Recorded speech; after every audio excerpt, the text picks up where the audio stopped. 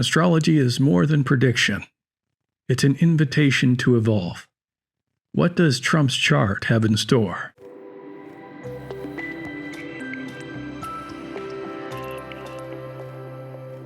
Today we will learn key insights about Trump and his unfolding journey. And although I'll be focusing on his chart and his transits and progressions, we should be able to glean some key insights for us as a collective, since he is a public figure and a prominent one at that. Because based on how he works with these astrological events in his life, because he's such in a position of power, of course that will ripple out into the collective. So like him or not, we're kind of in this together. These planetary events affect us in two primary ways. For starters, they're energetic in their nature. If somebody's experiencing a big Venus event, that feels a whole lot different than experiencing a big Mars or Jupiter or Saturn event, for example. Beyond that, they also represent the synchronistic wave. Astrology is very much about synchronicity, and this is why predictive astrology is a thing, where if we're going through a big Venus event, we will attract to ourselves circumstances in our life that resonate with that planetary energy. Now, in regards to predictive astrology, I don't really have too much interest in that, at least not in my counseling work, although with these YouTube videos, I do like to dabble in it. It's kind of fun. And I do have a pretty good track record as of late. I did predict Trump would win the election. About a week before he was shot, I said something very intense, disruptive, and potentially violent would happen to him or people around him. And then I also predicted something major was going to happen to Julian Assange before he was released. So I'm doing pretty good. I'm not here to brag. I mean, I'm also wrong a lot. And I conveniently forget about all the times I'm wrong, of course. But the point is, astrologers can make educated guesses. We can surmise. And we're right above random chance, which is pretty amazing in and of itself. But we're also wrong a lot, because we can't possibly know a probabilistic future. If you find this video valuable in any way, please spread the word. It really helps me a lot. With that being said, my name is Bryan Colter. I'm an evolutionary astrologer, and let's have some fun. The biggest focus of evolutionary astrology is for me to hold the mirror of the current evolutionary questions before Donald Trump, and him using his own free will based on how he wants to think, feel, and act can work with those questions in a variety of different ways. Some of them better for the growth and evolution of his soul and of the collective than others. And my goal here, and I believe astrologers should really strive to do this, is to be quite neutral. And of course, we all suffer from some perceptual bias. But my goal here is to be neutral and to present the symbols and questions much like I would working with a client. I'll highlight powerful ways of working with these questions, but then also how they can be stumbling blocks for him in his life, and highlight some of the challenges as well. The first year of his presidency is the most difficult of the four, by far. And the reasons for that we'll understand more deeply here.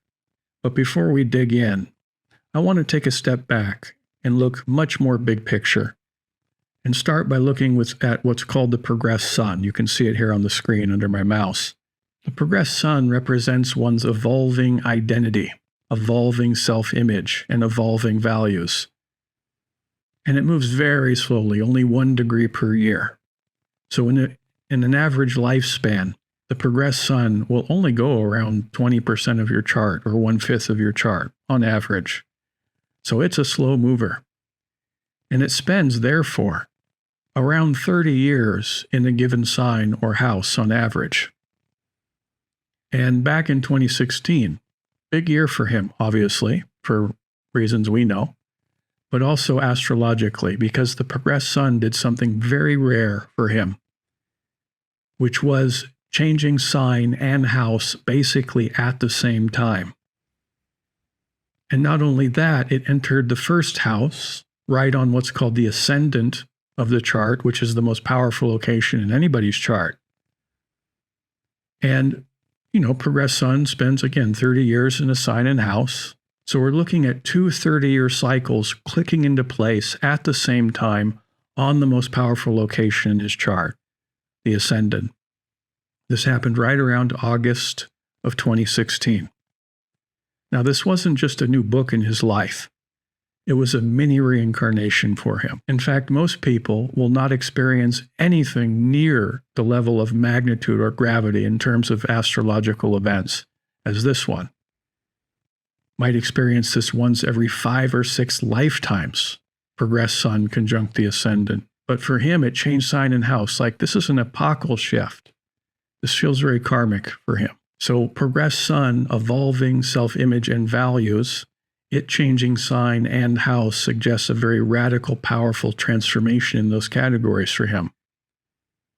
And the progressed sun being the granddaddy of all synchronistic planets, also the synchronistic wave changed for him to where he started to attract to himself completely different sets of experiences. His life utterly changed. Now, when we start digging into the symbolism of these signs, the progressed sun entered Virgo, which is the sign of the servant or service, entering the first house of leadership. And here he became the commander-in-chief, public service, as a leader, a big leader. And even the sun itself, being the center of the solar system, it's kind of the head honcho of our sky. So the evolutionary question, which is very open-ended for him, is what kind of servant leader will he become? And to understand this, we want to dig into Virgo a little bit more deeply. I talked about this sign a lot in my previous video. Virgo's known as the perfectionist archetype. It's the sign that has the highest attention to detail. And it can be very hard on oneself or hard on other people too. And if somebody had a more inward yin sort of reflective chart, it tends to manifest as somebody who's just too hard on themselves. It's like, I'm not good enough, that sort of thing. But Donald Trump sure does not have an introverted chart, being a Sag moon, Gemini sun, Mars the war god in the sign of the performer on his Leo ascendant. I mean, it's a fiery chart that he has. It's an energetic blast, kinetic blast. So stating Virgo more negatively, he would be much more likely to project that hypercritical energy of Virgo. We'll talk about the positive side in a second here, but stating it negatively, to project that externally as the nitpicker or the shouldinator, being in everybody's business, being hypercritical of other people. Stating it more positively, here is what is, here is what should be, the comparison with the actual and the ideal. Something's not right here, better get on with it. It can be a very motivated sign to do the right thing. It's known as the sign of conscience. And this links it to the more positive side of Virgo, which is following the virtue of purity, to become pure, to become impeccable, following one's conscience. So kind of the joke one-liner evolutionary intention for him, which really spans over the next, well, at this point, 22 years or so, which he's already 8 years into it, is will he be the nitpicker in chief or the purifier in chief? Again, that's based on his own free will. So again, this is the headliner. This major epochal shift he experienced mid-2016 as he was running for his first term. Changed his life forever. Now, we use that as a more contrasting background to understand now he's entered his second term in the first year, which I described as the most difficult of all the years. We'll get to the more difficult energies a little bit later. First, I want to start with what's the most dramatic theme he's experiencing now. And this involves the planet Mercury. Mercury is going to be one of his strongest planets. And the reason for this are many. I just talked about the progressed sun, evolving self-image and values. Another part of the sun is it's a fireball. It keeps us warm in the deep freeze of space. An energetic blast of potential. And whenever this planet contacts a planet in somebody's chart, in this case Trump, it's like a big dumb battery that supercharges that area of the chart wherever it touches. And right now it's in a harmonious aspect known as a sextile to his birth chart Mercury, 60-degree angle. So progressed sun, sextiling Mercury, shining a huge spotlight on that area of his chart. Not only that, he has progressed Mercury, which is his evolving voice, his evolving communication, and his evolving perception of reality, in the very expressive and charismatic sign of Leo, activating his aforementioned Mars in Leo, very powerfully placed in his chart on the ascendant. Okay, so here we have two Mercury events happening at the same time, doubling the mercurial energy. Now, these events are very different from each other, but we're getting a lot of Mercury. Not only that, progressed Mercury simultaneously is squaring his midheaven, which is another critical point in his chart. Beyond that, he also has his progressed moon in Mercury's house, the third house, along with Venus and Libra in the third house, progressed. We'll talk more about that later. So we have these family of archetypes, Mercury, third house.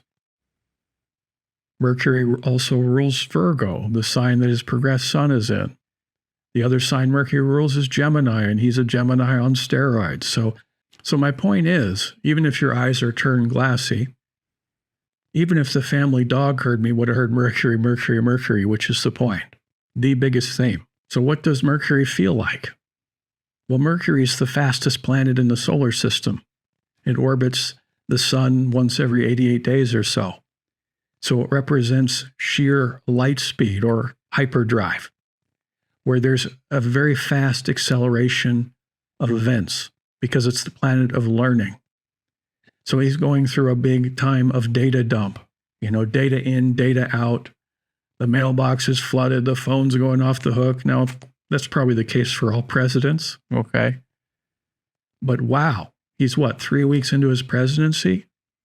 It's been boom, boom, boom, thing after thing after thing. He's packed in so much experience and learning into a 3-week period of time, I would say more so than the average president. It's blinding how fast everything is happening. Mercury is the planet of busyness. And a good way to work with that energy is to just kind of go with the flow, become a master of improvisation. You can sleep when you're dead, that kind of energy. And I get the sense he barely sleeps. I mean, gosh, for his age, that's incredible. Now, with this Mercury thing on his Mars, this is no time for passivity. And of course, I don't sense that he is being passive. It's a time to be in action. It's a time to be in the busy freeway during rush hour, darting in and out of the lanes. Your hands are gripped on the wheel. Your palms are sweating. That's what this feels like. All this Mercury activating Mars. There's an intensity to it. One of the primary archetypes for Mercury is that of the storyteller. The storyteller in the sign of the charismatic performer Leo sitting on Mars. It's time to speak up.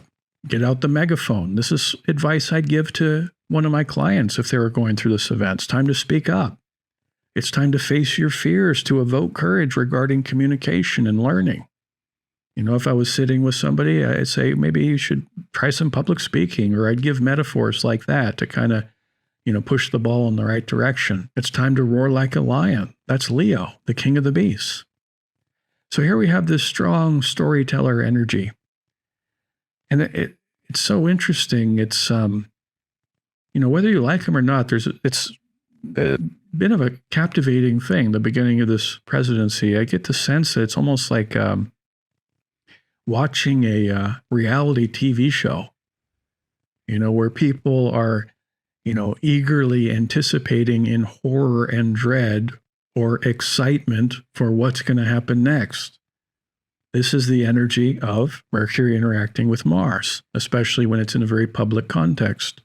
Mercury, yes, it's the planet of communication. Underlying communication is thought. Underlying thought is perception. So progressed Mercury is also one's evolving perception. Perception is really key here. And it is for him, period, because he's a Gemini. He was born to try to perceive reality more clearly, especially now. Every astrological event happens because it needs to. So it stands to reason his perception of reality became somewhat distorted. So now he's trying to clean that lens. Meanwhile, we have the hyperactivity of Mercury, the sheer light speed. It's kind of hard to do that as you try to also cut through the noise. Okay, but that's the evolutionary goal. Just to run a quick stitch through his birth chart, he was born a Gemini sun in the 10th house of fame and career and mission. Now, I did a more detailed analysis of his birth chart in a different video. I did that a few months back. If you're interested, I'll put a link at the end of this video if you want to check it out. But I'm just going to tie this in since I was just speaking about perception. One of the major challenges in a lifetime for somebody with a Gemini sun in the 10th house is not only their own perception of reality, but then also the public perception of that person in that lifetime. Because people with a strong 10th house, one of the challenges is projection from the public. And this is complicated further because Gemini is known as the twins, and it's dual in nature, represents light and shadow and truth and deception and connection and separation. Especially when Gemini is conjunct Uranus, the dual nature can manifest as somebody being quite a divisive figure, and a visible one at that, in the most visible house, which is the 10th house. So we have these two faces of perception, much like Gemini the twins, okay? Trump manifests these different, faces, right, to different people. Some may see him as brilliant, other people see him as a manipulator or a liar. And a very divisive figure often mirrors the polarity within society, becoming both beloved and reviled simultaneously. And because Gemini is also the sign of communication, Gemini rules communication, it rules media and intellect. These are tools that can both unite and divide. And the Gemini archetype likes to weave narratives that resonate deeply with one group while alienating the other, especially with Uranus there to boot, the great disruptor. And I say weave narratives, so interesting. He actually uses that word. He calls it the weave, where when he's in an interview or maybe even in a debate, he kind of weaves in and out and ties them together because Gemini is so free associative. And also because of Gemini's restless curiosity. The Geminian impulse to explore contradictory ideas can make someone seem inconsistent and also unpredictable. And this can create a fascination, but also a frustration, again, with the 10th house regarding public projection and perception of that well-known person defined by their public role. So here's my projection of him. It's like I think to myself, well, if I were to actually meet him, I'd probably sense the same person. I'm projecting that onto myself. I sense these kind of a what you see is what you get. Like he kind of just is who he is. There's me projecting onto him. But I've heard several people say that when they actually meet him, they're very much taken aback because their experience with him for the first time didn't match their expectations. You'll hear this a lot out there in interviews and in articles. Perception is a delicate thing. It's really quite malleable. And they've done several scientific studies on this subject, and they made 5 discoveries through these tests. Discovery number 1. Social pressure can distort an individual's perception of reality, even in the face of clear evidence. Discovery number 2. Memory is malleable, and post-event information can reshape it, even creating false memories. Number 3. Repetition creates cognitive fluency, making false information feel more true over time. Discovery number 4. People reshape their reality to resolve internal contradictions, even if they're aware of falsehoods. Discovery number 5. Social environments and feedback loops create echo chambers, reinforcing distorted perceptions of reality. All humans are vulnerable to this. Trump is especially as a Gemini, but since he's a public figure, our projections and perceptions of him are vulnerable to these same 5 discoveries. And that's a path of learning, not only for him, but for us as we watch this reality TV show. These studies show how fragile and malleable human perception is through social influence, repetition, emotional investment, or memory manipulation. People can believe falsehoods even when evidence contradicts them. This has profound implications not only in psychology, but also in politics, media, and personal identity formation. And these are areas where reality can be sculpted as much by perception as by facts. The next event I want to talk about involves progressed Venus, in its own sign, by the way, of Libra, in a tight square to his birth chart Venus and his birth chart Saturn in the 11th house in Cancer. Now, first thing I want to point out is, regardless of the aspect, this is a strong progressed Venus because it's in its own sign. And when somebody has progressed Venus in Libra, they tend to be more compelling, persuasive, sometimes elegant and graceful, sometimes manipulative. That would be the dark side of this, okay? But there's a strong likability factor when somebody has progressed Venus in Libra. And obviously not everybody likes him. Again, as a Uranian person, he's a very divisive character. That's what I was just talking about. But his likability potential is accentuated, especially with its square to his birth chart Venus to boot. And I'll also point out his progressed Venus entered Libra back in 2002, right as he was preparing to create The Apprentice. And his public perception changed radically from pre-apprentice to post-apprentice. Pre-apprentice, he kind of had, some murky waters in terms of how people viewed him, but his likability factor did go up after The Apprentice. I just found that interesting data point. So this Venus is square his two birth chart planets, and square is a hard angle. It's 90 degrees. Squares aren't bad, but they are challenging. They are difficult to work with and to integrate and to answer those evolutionary questions successfully. I'll also point out Saturn just kind of has a difficult energy to it as well. So this is a point of challenge regarding the events he's going through. Now, regardless of the aspect, Venus interacting with birth chart Venus is about establishing relationships, new relationships. Now, since this is in the 11th house of tribe, this is not so much about close relationships, although there might be some of that in his life too. New partnerships that prove to be very important for him, which he seems to have made within his cabinet. But the 11th house is connected more with networking, tribe, the outer circles, organizations, work groups. The Saturn, Venus are in the sign of Cancer, which is linked to the home, makes me think of home and country. To me, this feels like the hard work, the challenge of diplomacy. This is what this event means for me. So the evolutionary intention for him, albeit challenging through the square in Saturn, to attempt to establish more committed Saturnian relationships with Venus in Cancer, other countries, to expand the tribe, 11th house. There's shadow side potentials here as well.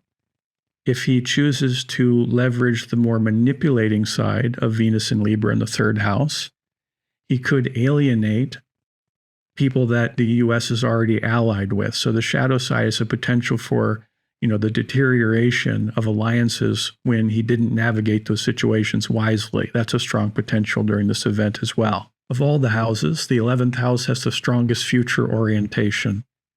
It extends far out into the future, so depending on how he handles this event, this is a major timeline shift for countries interacting with the U.S. and vice versa. Now we're going to switch over to his transits, and everybody has transits going on all the time. Most of them are more minor events. I tend to look for the big ones, the whoppers. And in terms of transits, the biggest one he's experiencing, and this is why I said before, this is the most difficult year for him of the 4, is because he has transiting Saturn, the so-called greater malefic, in a very tight square aspect to his sun and moon.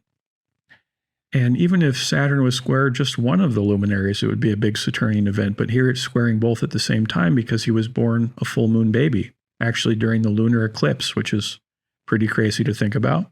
He's an eclipse baby. Saturn always represents a challenge. That's why it's known as the malefic, because not everybody likes challenges, so it kind of has a bad reputation. But Saturn's not a bad planet. It's actually a beautiful planet. We'll understand why in a second here, but it is a bit difficult. It's a bit weighty and oppressive. And so too the square. I said that before. So Saturn square the luminaries and the nodes and Uranus for that matter. So all of 2025, Saturn is the biggest transit energy for him. The primary evolutionary intention for a Saturn event is to develop wisdom. It's the planet of maturation. and to develop wisdom while navigating incredibly difficult and complex terrain. Meanwhile, he's got all the Mercury going on. So, balls are flying by his face. He doesn't know where to look. And therefore, since he's trying to become, during the Mercury time, this master of improvisation, easier said than done, folks with these type of events happening simultaneously will often make mistakes, especially during Saturn times. But stating it more positively, it's through these mistakes that we gain the most wisdom. And that's the great prize with Saturn. Now, Saturn's in Pisces, which many of you know. And the evolutionary intention of that, and this applies to all of us because we're all experiencing Saturn in Pisces. And if you have Saturn in Pisces currently activating one of your sun or moon or ascendant, pay close attention to this because this is part of your evolutionary journey too right now. But it's the potential of deepening one's spiritual wisdom, because Pisces is known as the mystic. One's spiritual wisdom through hardship, Saturn. Spiritual wisdom, certainly not guaranteed, but that's the prize. And isn't it interesting that he's mentioned in a few of his speeches and interviews that he claims that God saved him during that assassination attempt. And it appears, at least, that he has a deepened faith through that tough experience. And I found it interesting. I found this image of before he was shot, these two flags actually got tangled in the sky, creating what looks like an angel. And that's just an odd synchronicity. I'll put that image on the screen so you can see it. On another level, Saturn, in every culture around the world that's had astrology, is always represented as the old guy. Saturn as Father Time. Yes, it's the symbol of wisdom, but it's also about aging. And of course, Trump is an old dude.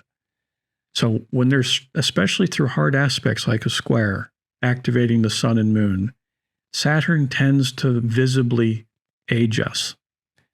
Now, he didn't really look that much different at the end of his first term. Most presidents age radically fast during their presidency. I didn't really notice that much with him. I would imagine this first year is going to be rather tough on him, and we may start to see, more graying of the hair or wrinkles on the skin. That's just part of Saturn. But from the angel's point of view, it's just advertising. Now, since Saturn events tend to age us visibly, can be pretty hard on the health. If I was working with him as an astrologer, I'd recommend that he get his health checked repeatedly and that he probably beefs up his security, because Saturn times can create great challenges. So it's important to just protect himself in that way, although as a president, he's probably doing both those things to the max. This is the biggest reason why I predicted this is going to be the toughest for him of the 4 years, mainly because Saturn squares Sun and Moon, but then also he has Uranus square Mars. And this is a electric, disruptive, uncertain energy, kind of reminds me of unlit fireworks suddenly exploding. This is a volatile combo of energies. And, when I made the prediction video that I thought he was going to win the election, one thing that I said on that video, based on these events, among others, that although I think he's going to win the election, I wasn't really 100% sure he'd actually make it into office. And I was a little concerned something was going to happen to him, because I don't wish ill will or harm to anybody. And some people asked me in the comments since then, hey, I thought you said something was going to happen to Mars. And, thankfully I was wrong, because again, I don't want bad things to happen to people. But I'm still concerned about him. I mean, that concern extends really throughout 2025. And with these combination of events, I wish him well, and to just protect himself, do health checkups, beef up the security, etc. This whole year for him is rather tense, but it really hits a maximum spike in late April, right around April 25th, give or take a week on either side. And that's because at that point, this ongoing Mars opposite Pluto will hit its final exactitude. And that's going to be a peak point for everybody in the world. But, if you combine that with what he's already experiencing, that's a key tension point. So will he be the Shodinator-in-Chief or the Purifier-in-Chief? Will he perceive reality more clearly? and during the chaos kind of cleanse that lens of perception to decipher truth from falsehood. And here he is, such a divisive figure, polarizing, where you have large groups of people that perceive him, even though they're well-intended people, they're perceiving the same thing and the same person in very different ways. The truth of it is, it's probably shades of gray in between. So for us who are on the more extreme side of the polarity, will we perceive more clearly? Meanwhile, he's got the big Saturn. He's called to rise to a challenge, and if he makes mistakes, to learn from those mistakes, to mature. And ideally, he leverages the heightened likability of Venus in Libra to be persuasive in ways that are best for the world instead of best for himself through the more manipulative side. Hopefully, he fosters the growth of meaningful, long-term connection with other countries instead of destroying them. Again, the choice is his. This is part of his evolutionary journey, and we're observing it with this reality TV show. You laugh or you cry. These are the core evolutionary intentions, with the goal being to expand our consciousness.